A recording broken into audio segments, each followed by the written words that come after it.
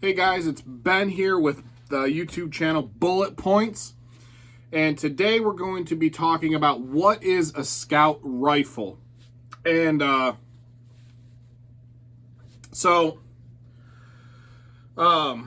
most practical rifle design, I think, if you could only have one rifle, just one, what would it be?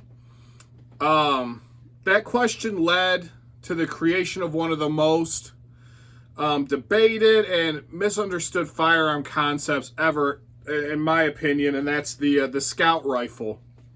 I have the Ruger Gunsight Scout right here. It's not a military rifle. It's not a sniper rifle. It's not a gimmick.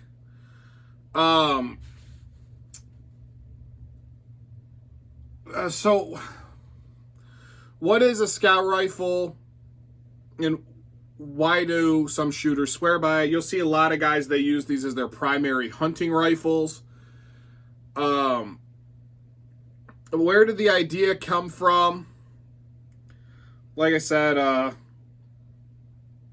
the Scout rifle concept was developed by Colonel Jeff Cooper, a Marine officer, legendary firearms instructor.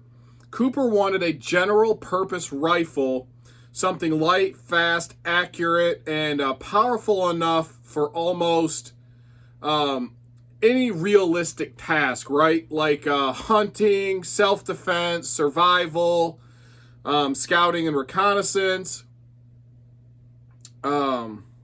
It's not specialized, it's practical.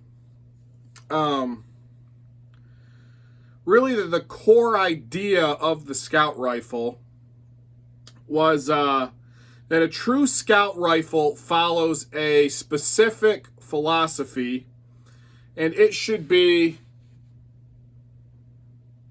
lightweight, ideally under 7 pounds, short, handy, around 39 inches of overall length, accurate enough to about 2 MOA or better, powerful enough and capable of taking medium to large game. This is chambered in .308, so it's a very capable cartridge for that, and it should be fast and easy to deploy from a sling. I don't carry a sling on mine.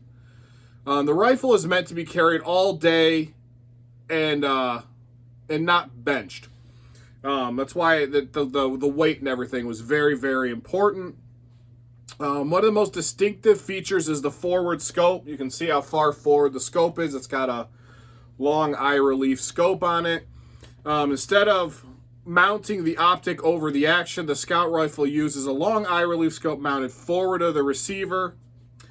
And you might ask why. And it keeps the action clear for fast loading. And it preserves your the vision out of the side of your eyes. I'm drawing a blank on what that's called. I apologize.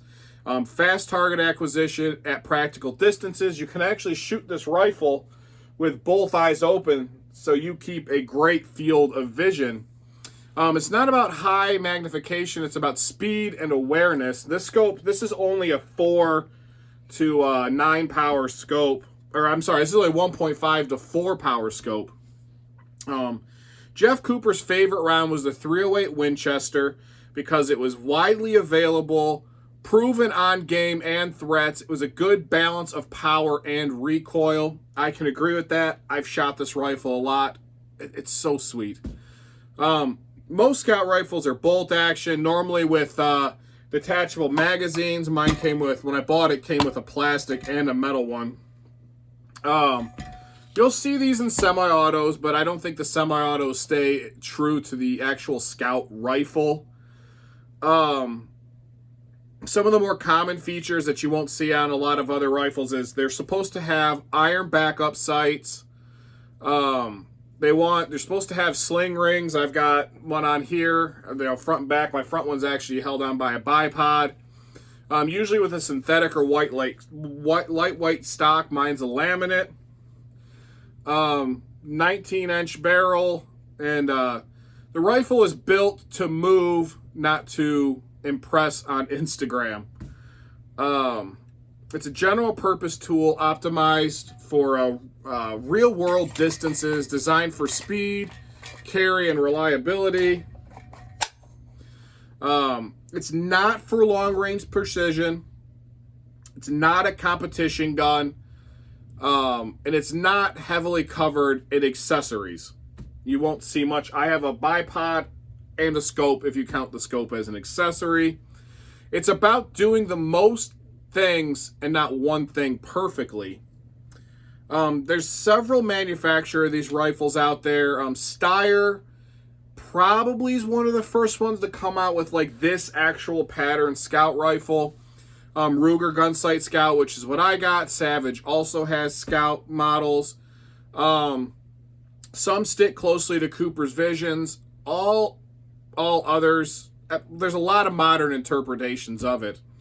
Love them or hate them, I think it's one of the most versatile rifles out there. It's not about gear, it's about mindset, right? Light, fast, capable. And if you ever had to choose one rifle to have, I think this is a great rifle to have. If you came to me and said, hey Ben, you can only keep one rifle out of your collection, as crazy as it is to say, I wouldn't keep my ARs. I love my ARs. They're very, very capable platforms. I wouldn't keep any of my old military Milsurp rifles. I would reach for this. Now, I have a lot of rounds to this. I have a lot of practice with it, so I'm very confident in it. It's a .308. It's an extremely accurate, heavy-hitting round that you can find anywhere in probably the United States or Canada on any shelf in any store that sells ammo with no problem whatsoever. Like on mine, I have it set up to have the quick disconnect scope here, and that is so if the scope fails, I can almost within seconds deploy my backup sights. Now this has a Ghost Ring backup sight on it, that a peep sight that works very, very well. I really think Ruger knew what they were doing when they put this gun together. The bolt on it's extremely smooth. It's extremely capable. This particular one, and I don't think Steyr does this. I could be wrong. I've looked at a lot of their rifles. This one's all stainless steel. So it's got a weather-resistant stock. It's got a weather-resistant barrel and receiver. So you can carry it in the rain. You can carry it on a boat. You don't got to worry about it rusting, going to crap. Said it's got the detachable box magazine. I really, really like this feature for quick reloading if you wanted to carry extra magazines. If not, it can very easily be single fed or reloaded from the it can easily be single fed. I just launched that across the room. Did you see that? Or reloaded from the top. Super, super easy. So it tears down easy, it cleans easy. I really enjoy the Scout rifles. I'm actually in the near future going to be converting one of my Mosins to a Scout rifle. Not this one. I have another one that's a little more beat up. It's not as nice. So I'm going to be trying to convert that to a Scout rifle to see how that goes. The Ruger has an extendable butt pad here. You can put these spacers in to lengthen your pull. You can see I added a couple in there. It's got a bird cage on the end of it. You can take this off and put a suppressor on it. I've seen some guys online that run suppressors on theirs. I can't say much more else about it other than it's a nice gun, man. I mean, it is a nice gun. I think anybody who's ever had experience with one of these, they'll agree. It's short, it's easy to swing around. I'm kind of just reiterating some of my bullet points from earlier in the video. It's not cheap. I think I paid I think I paid north of $1,400 for mine. That's with the Leupold scope, 2 magazines. And like I said, they make other versions. Mine's one of the higher end versions. Mine I got at Wild West Guns in Anchorage, Alaska. They had it on the shelf there, so they're the ones who actually put this together. I just bought it like this, and I've loved it and shot it that way ever since. You can hunt with it, and you can take any game in North America. Really, realistically, I think there's an argument that you could probably take almost any game in the world with the 308. This has a shorter barrel. You do not sacrifice that much with the shorter barrel. I read somewhere that it's only like 50 feet per second less than like a standard rifle barrel length. Like I said, this one's 19 inches compared to like a 22, 26 inch barrel. I read somewhere that it was only like a 50 feet per second drop over the shorter barrel. So that's not that crazy.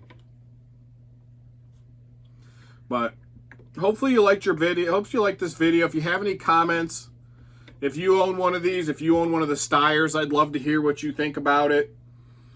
Get back to me. I love hearing about what other people's got. Thanks for watching my video. You guys have a great night.